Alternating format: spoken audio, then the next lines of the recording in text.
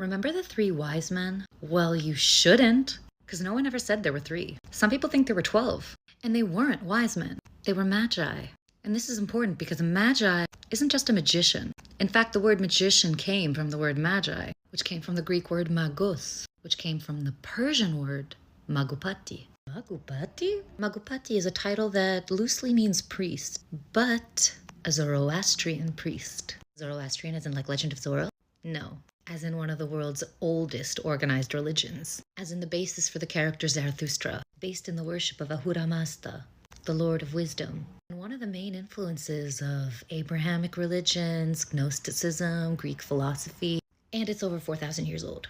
Now, if you're interested in Zoroastrianism specifically, let me know down below and I'll make another video. But let's go back to the Magopati. Now, a Zoroastrian priest isn't a priest in the conventional sense that we know today. A Zoroastrian priest of this time would have been an astrologer. And astrology at this time is considered a science. So in our generally accepted story of the wise men and Jesus, we imagine that 3 men from the east followed a star to Bethlehem.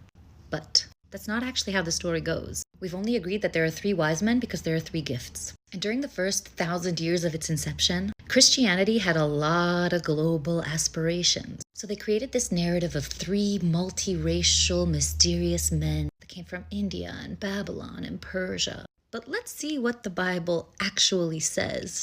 And let's take into consideration the fact that the story of the wise men is only told in the book of Matthew. In the time of King Herod, after Jesus was born in Bethlehem of Judea, Magi from the east came to Jerusalem asking, "Where is the child who has been born King of the Jews? For we observed his star in the east and have come to pay him homage."